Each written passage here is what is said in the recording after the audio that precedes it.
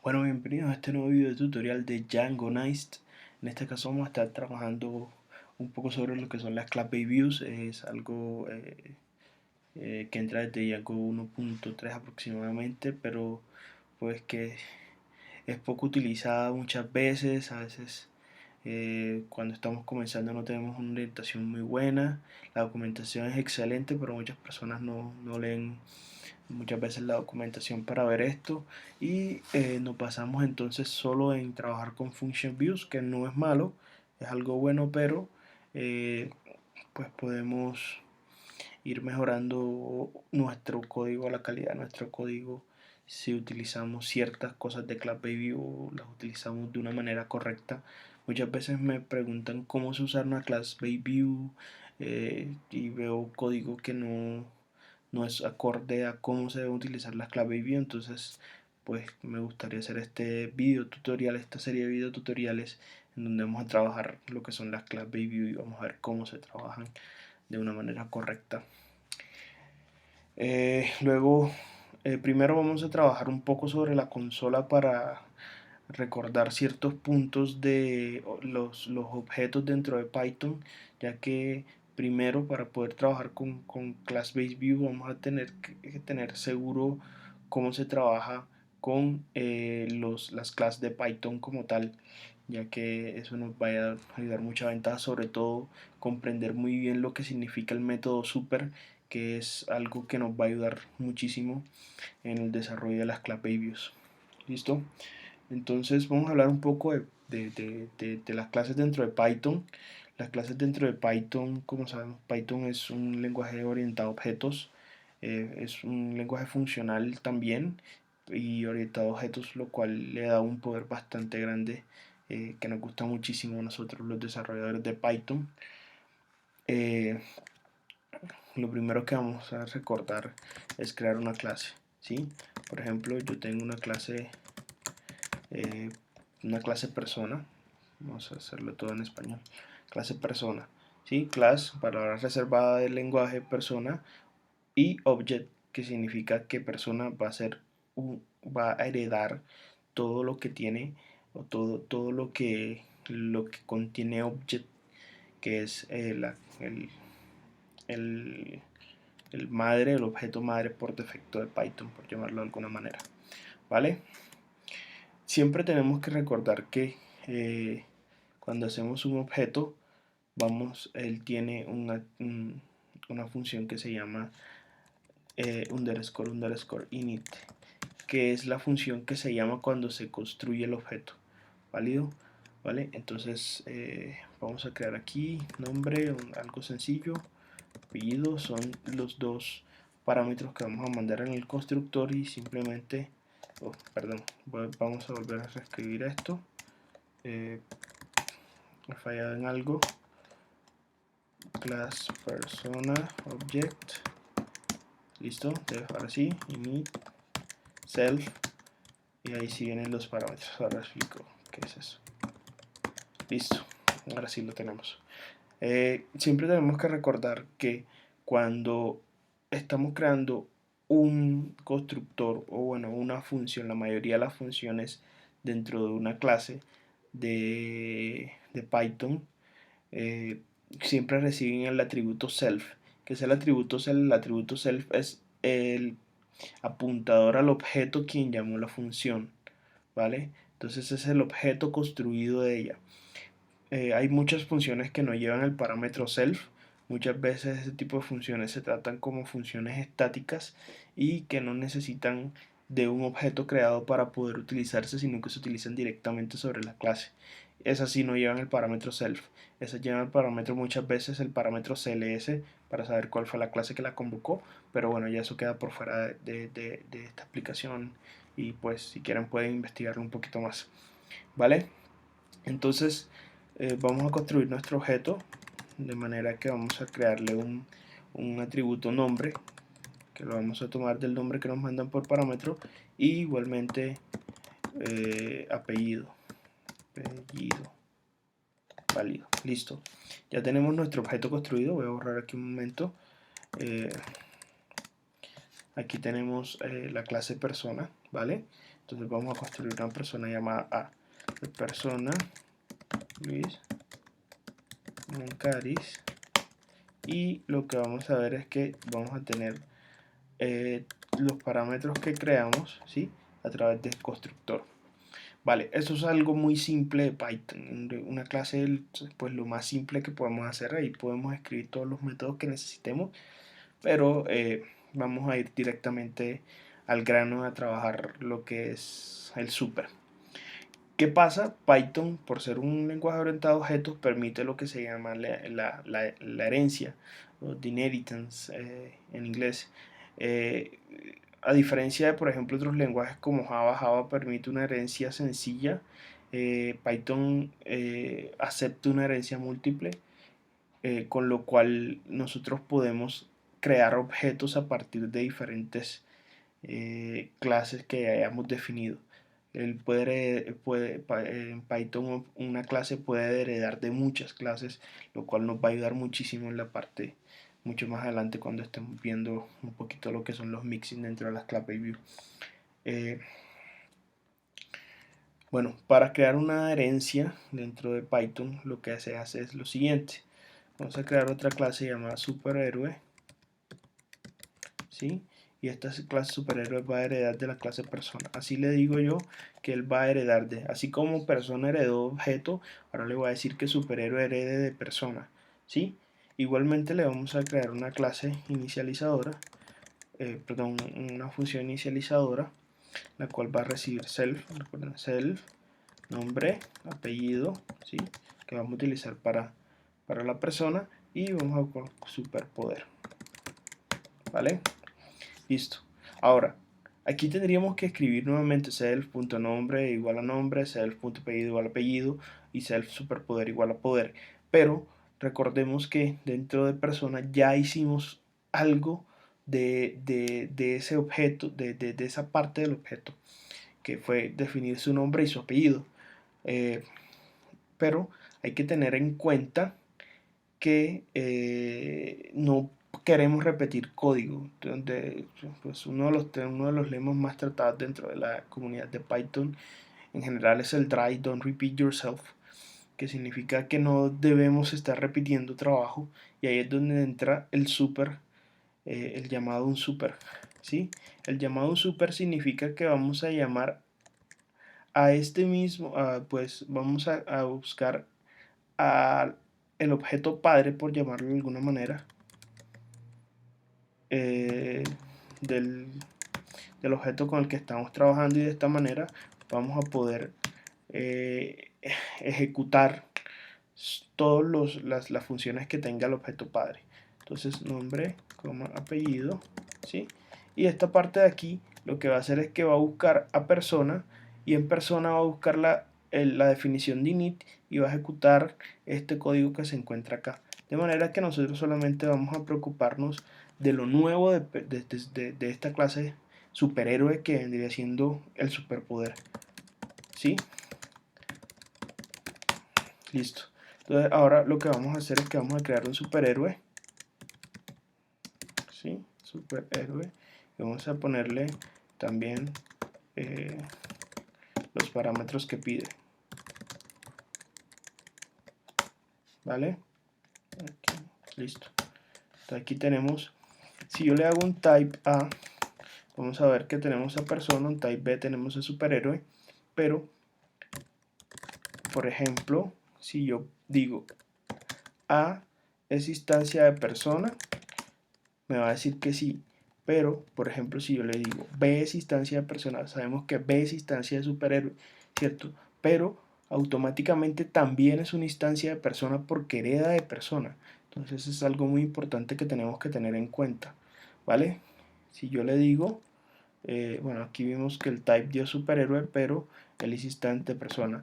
Pero no pasa lo contrario. Si yo digo is instance a, superhéroe, me va a decir que es falso, porque él es la clase padre, pero no significa que él sea también la clase hijo. Entonces es algo muy importante que tenemos que trabajar.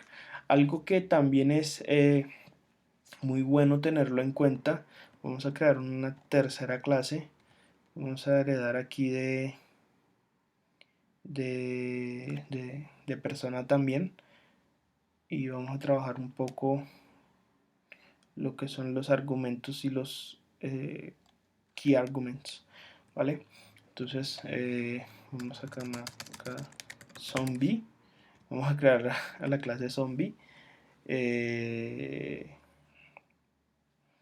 y vamos aquí a cambiar también a la clase zombie. Siempre es bueno recordar, el super se llama super, se coloca la clase que estamos trabajando actualmente self, y esto nos va a dar la clase padre que vendría siendo persona, y ahí sí ejecutaríamos el init de persona. Vale, por último vamos a cambiar este parámetro y vamos a colocar acá un kwargs. Listo.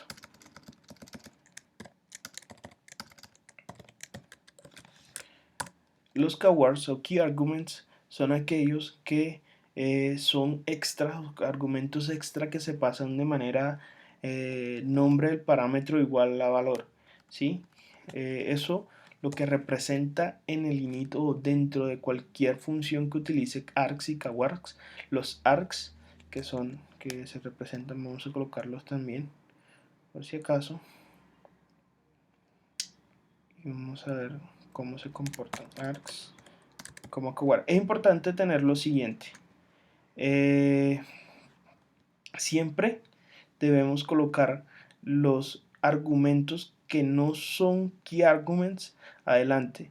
¿Qué es un argumento que no es un key argument? Aquel que tenga simplemente esto, ¿sí? Por ejemplo, nombre. Pero si yo, por ejemplo, quiero emitir un default de esta manera, o sea, que significa tráeme el nombre que escriba la persona o déjalo con este valor en default, eso se convierte automáticamente en un key arguments y debe quedar a la mano derecha siempre de los argumentos normales. Entonces aquí tenemos los argumentos normales, ¿sí? Válido.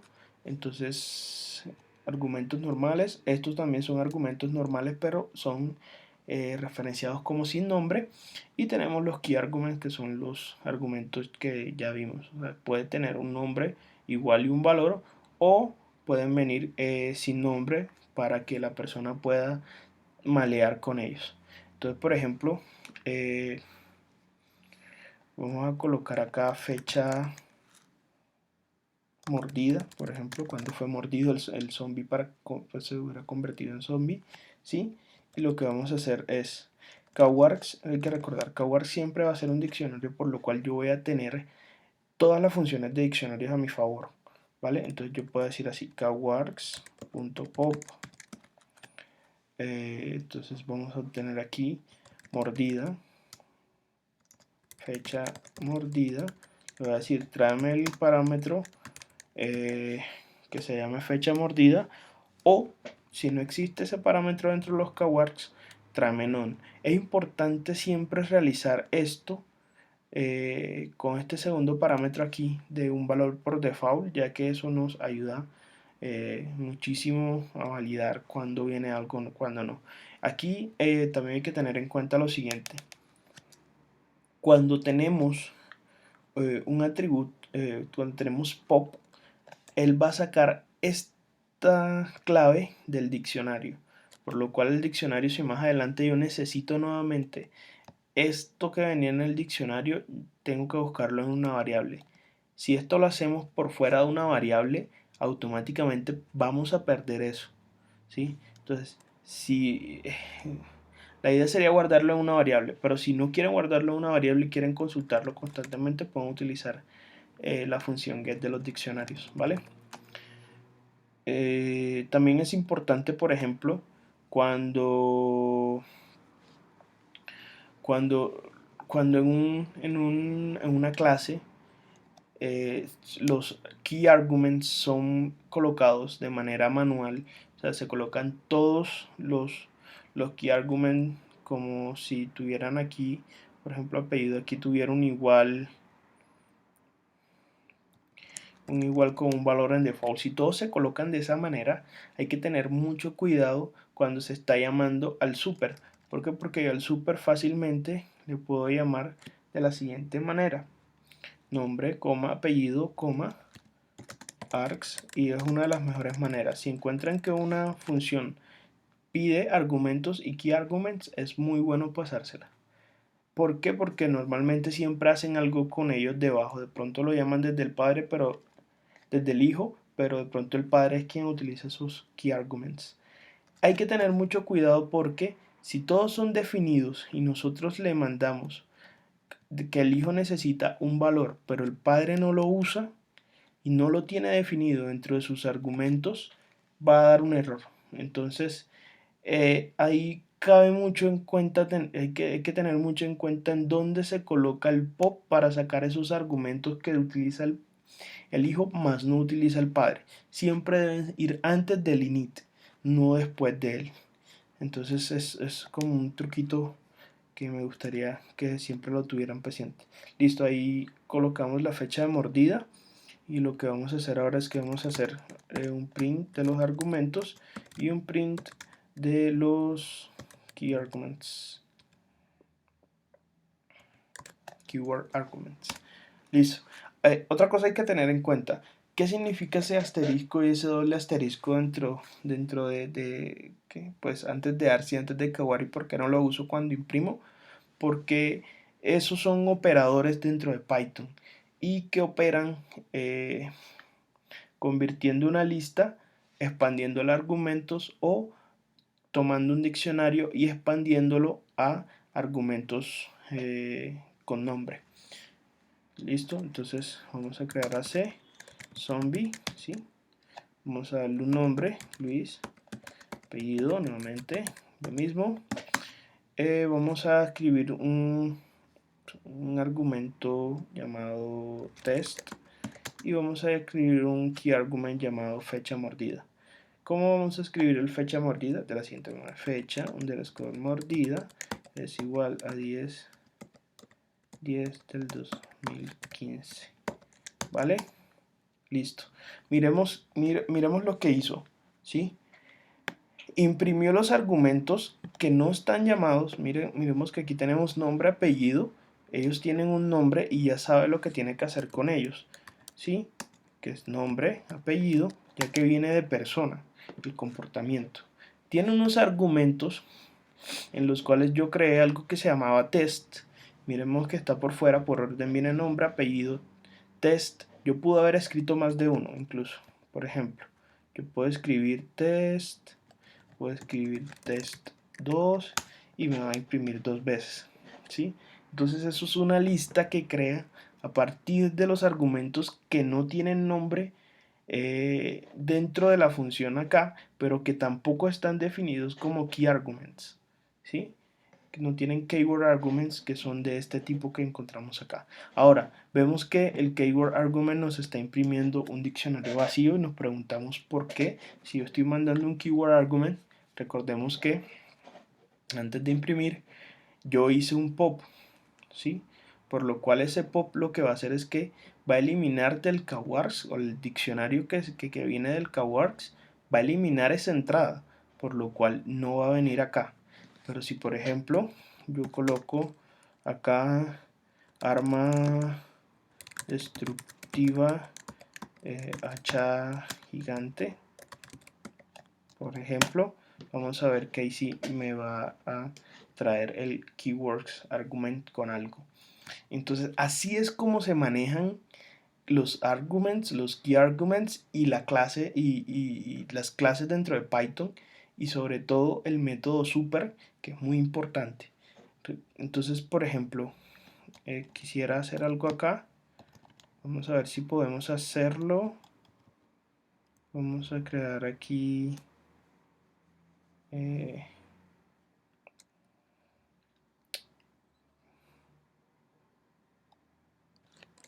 vamos a crear acá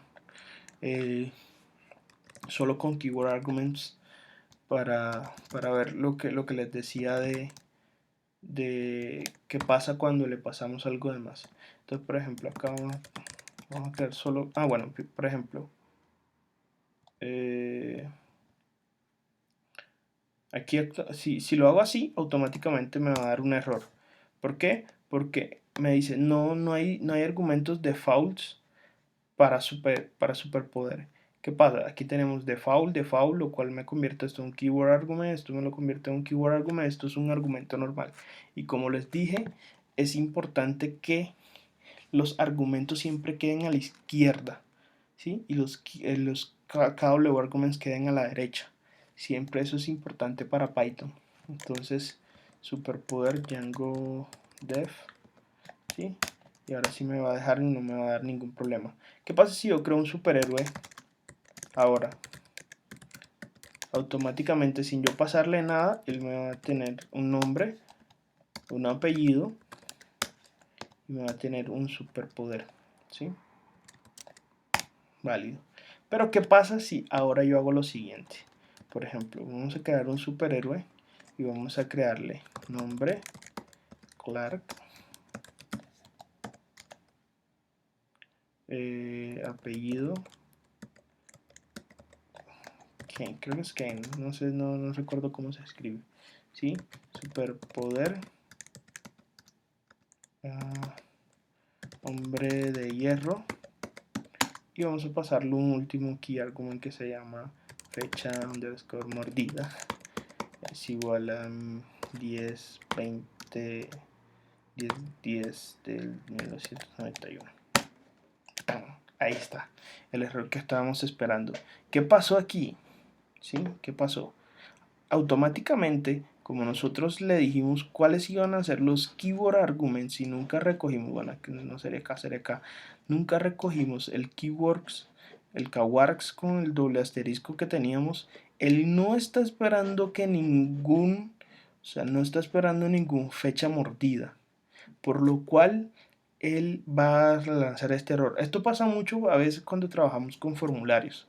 Hay hasta cierto punto un formulario espera un parámetro específico, unos keywords específicos. Si nosotros estamos sobreescribiendo ese formulario y automáticamente le mandamos un parámetro más de lo que el forms de Django es lo que está obteniendo, este nos va a dar este error.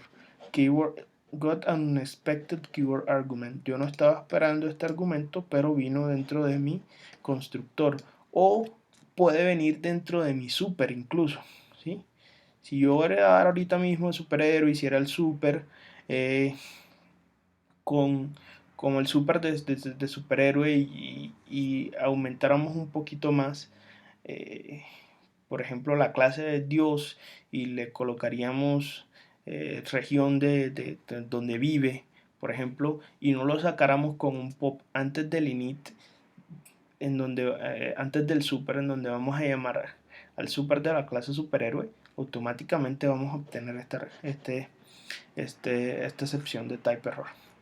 Bueno, espero que haya sido fructífera la clase, un poquito de cómo Python está manejando las clases, que es un super, que es un args, que es un kwargs. Con esto ya podemos irnos de frente.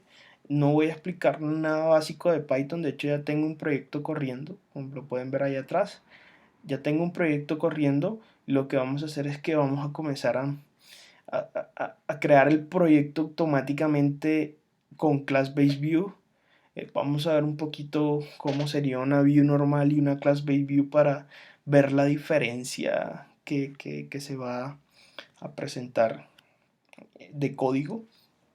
Cómo una Class Base View nos puede simplificar en muchos casos el código. Entonces, un placer haber hecho este video para ustedes. Recuerden, Djangonized, me encuentran en YouTube como Luis Muncariz o como Minrock. Me encuentran en GitHub como Minrock si quieren pues ver. No tengo mucho compartido, casi todo lo tengo cerrado por cuestiones de confidencialidad. Y pueden visitar mi página también, lmoncarisg.com. Aquí se las dejo, lmoncarisg.com, en donde estaré montando también estos videos. De vez en cuando estoy leyendo libros y cosas así, y pues los recomiendo. De pronto uno que otro post más adelante con un poquito de código, Espero llegar a eso, pero pues a mí me gusta más hacer videotutoriales como tal, así que de pronto pueden encontrar una zona en donde van a encontrar más videotutoriales que cosas escritas. Entonces, un placer nuevamente y nos vemos en la próxima clase. Hasta luego.